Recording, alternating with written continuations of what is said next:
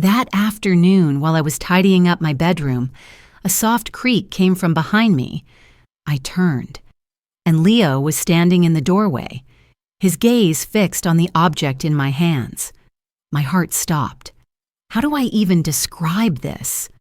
The object in my hand was anything but harmless. It was the kind of secret one keeps hidden in the darkness of a nightstand drawer. Not something to be held in the golden light of the fading afternoon. A long, slender object made of ruby pink silicone, shimmering faintly in the slanted sunlight. I had only meant to take it out to reorganize its box, a task I only ever did when I was sure Richard was out and I had the entire house to myself. I thought I had locked the door. Leo, my husband's 25-year-old son, wasn't supposed to be home yet. He worked at a lakeside bar and usually hung out with his friends until late. But there he was, tall and solid, his dark brown hair falling over his deep blue eyes, which now held a look of lethal curiosity. "Oh," was the only word he said, but it was enough to make my cheeks burn. I flinched, quickly hiding the object behind my back as if it were a venomous snake. I stammered, trying to find an explanation, but my throat was tight. I was just cleaning. A faint smirk touched his lips, a barely perceptible smile as he leaned against the doorframe. He didn't laugh. He didn't tease. It was that very calmness that was killing me. It made me feel stripped bare, not just in my action, but in my deepest, most private desires. "You don't have to explain," he said, his voice low and even. "I get it." God, he got it. That was 1,000 times worse than any mockery. I wanted the floor to crack open and swallow me whole, the way he stood there, so calm and nonchalant while my entire world was imploding. I forced a smile, hoping to escape his focus. "Really, Leo, go do your own thing. You shouldn't be in here." But he didn't move. For a few moments, silence enveloped us, thick and almost unbearable. He was no longer looking at the space behind my back. His gaze was entirely on me. It was a different kind of look, stripped of the usual ease and humor I was used to. This one lasted longer than it should have, and it was more intense than was permissible. It was as if he had just peeled back a layer of the person he thought I was and discovered someone entirely different underneath. A strange feeling rose within me, a spark of warmth deep in my chest, followed by a sharp stab of guilt. This was wrong, utterly wrong. For God's sake, I was his stepmother. I was married to his father. I cleared my throat, breaking the silence. Leo just shrugged, raising his hands in a gesture of mock surrender. All right, he said casually. But before he left, he gave me one last look, a look that drilled into my already chaotic thoughts, and the door clicked shut. He said softly, almost to himself, "A house this quiet, sometimes it needs a little sound of its own." That sentence hung in the air long after he was gone. I collapsed onto the edge of the bed, my hands still clenched behind my back, my heart hammering against my ribs. Something invisible had shifted in the air between us, and no matter how hard I tried to ignore it, I knew that for the rest of the evening, and perhaps forever, I would never be able to look at Leo the same way again. When your most naked secret is exposed, does it become a wall or a bridge? Let me know your predictions in the comments, and don't forget to hit like and subscribe to follow this story with me. The moment haunted me. I tried. I made dinner, sorted the laundry, and sat with Richard on the sofa as he flipped through reruns of old fishing shows. Richard barely noticed my distraction. Not that it mattered. Since his retirement, he had been lost in his own world for years. His garden, his woodworking, his crossword puzzles. I didn't resent him for it. That would have been too simple. Still. There were times I felt more like a housekeeper than a wife. Leo's shadow passed down the hall to his room. I heard the faint sound of music bleed from under his door, a deep bass line that was completely at odds with the house's tranquility. My heart gave an absurd leap. I turned my attention back to my husband, Richard, who had dozed off. His chin was resting on his chest. He'd fallen asleep in his recliner again, with the TV still droning on. I considered waking him, but then I wondered what for. I stood and walked to the kitchen, savoring a brief moment of privacy. But my solitude was short-lived. Leo entered, barefoot and silent on the hardwood floor. He was wearing an old t-shirt and sweatpants. His hair was messy as if he'd just run his hands through it.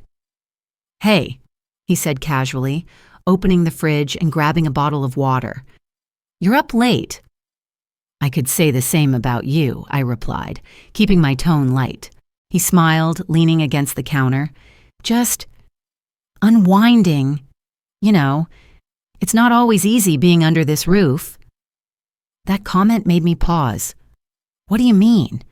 He shrugged, but there was a hint of something serious in his eyes. "Nothing. Just living here again. I guess I don't feel like I belong here anymore." My heart softened. In that moment, despite everything, I couldn't help but feel a maternal pang of concern. "It's only temporary. Leo, you'll figure things out. You're smart and capable. You'll land on your feet."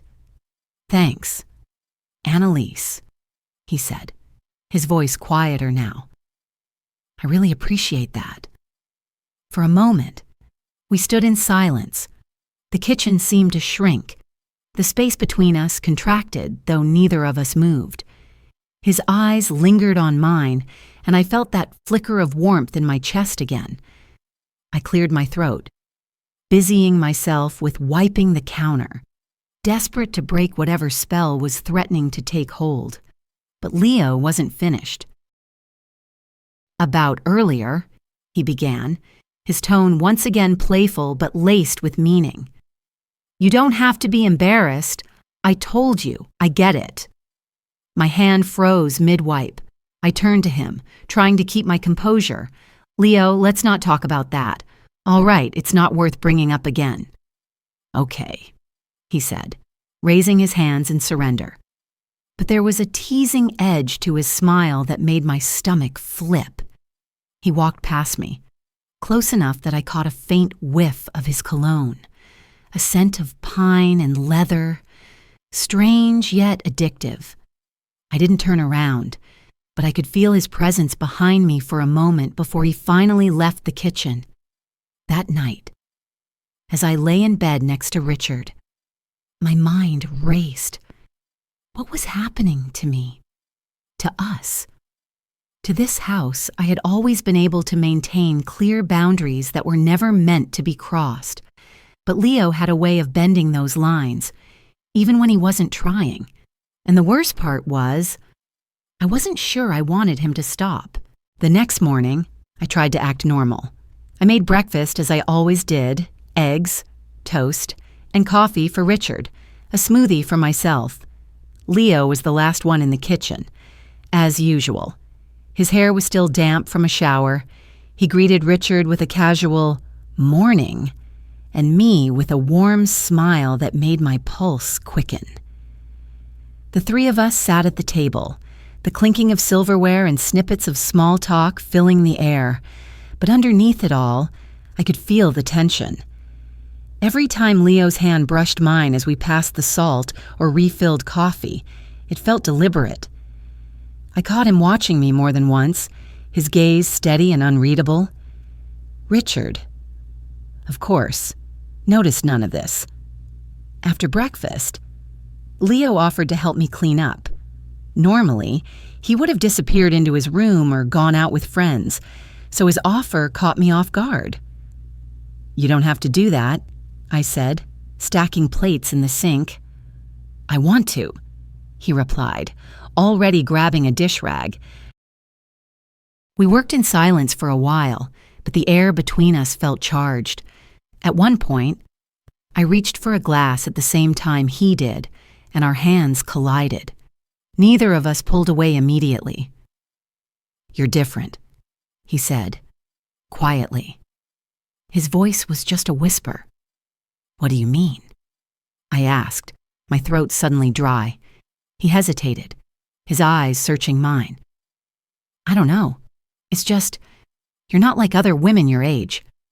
I laughed nervously, stepping back to create some distance. "Well, that's a compliment, I suppose." "It's not just that," he continued, his tone serious now. "You're real. You actually listen. You see people." The sincerity in his voice caught me off guard. I didn't know what to say, so I turned back to the dishes.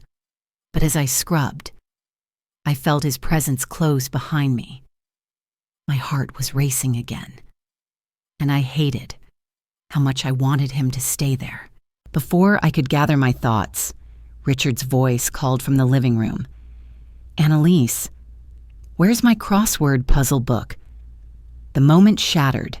Leo stepped back, giving me a small, knowing smile. "I'll let you get back to him," he said, his voice light again as he walked away. I felt a mix of relief and longing. I knew I was playing with fire, but some part of me couldn't help but reach for the heat. That afternoon, I busied myself with errands, anything to keep my mind occupied. But when I returned home, I found Leo sitting on the porch steps, staring out at the yard. He looked lost in thought, a far cry from the confident young man I was used to seeing. "Leo?" I said softly as I approached. He looked up, his face breaking into a small smile. "Hey, is everything all right?" He hesitated before answering. "Yeah, just thinking." "About what?" "About life, I guess. Where I'm headed. Where I should be headed." I sat down beside him, keeping a safe distance, but close enough that I could feel the warmth of his presence. "You're young, Leo. You don't have to have it all figured out right now." "Maybe," he said, his gaze still fixed on the yard. Then after a pause, he added, "Do you ever feel like you were meant for something different, like you're trapped in the wrong story?" His words hit closer to home than I cared to admit. I wanted to comfort him, to tell him everything would be okay. But the truth was, I didn't believe that myself. Instead, I placed a hand on his shoulder and squeezed gently. "You're not trapped," I said, hoping he wouldn't notice the tremor in my voice. For a moment, he covered my hand with his, and the gesture felt impossibly intimate. I pulled my hand away quickly, but the damage was done. Another line crossed, another boundary blurred, and I wasn't sure I had the strength to stop it anymore. That evening, the sky turned a bruised gray, signaling an approaching storm. The air hung heavy, as if the world itself was waiting for something to happen. Richard had gone to bed early, as he often did, complaining about an aching shoulder.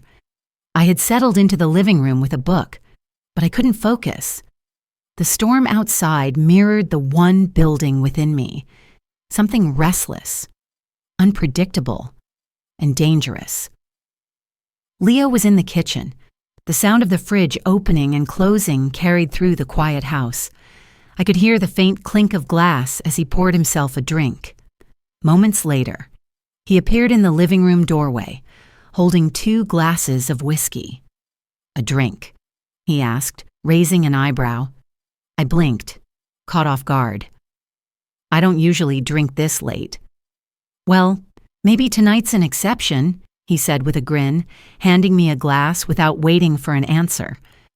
I hesitated but took the cool glass, its weight pressing against my palm. Leo sank into the armchair across from me, stretching his legs out casually.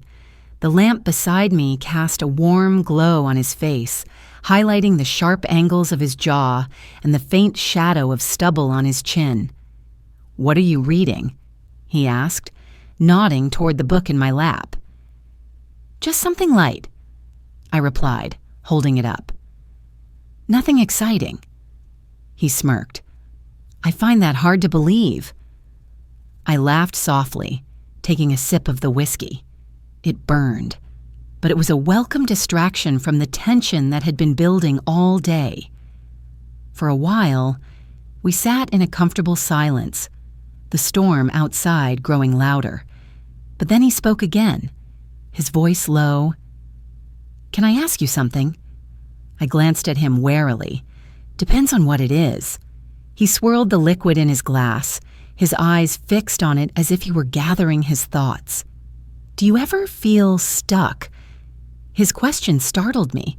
It was eerily similar to the one he'd asked earlier on the porch, but now it carried a different weight. "Sometimes," I admitted, my voice quieter than I intended. He looked up then, his eyes meeting mine. "You don't seem like someone who should be stuck. You're too alive for that." I felt my cheeks flush, and I looked away, setting my glass down on the coffee table. "Leo, you shouldn't say things like that." "Why not? It's the truth."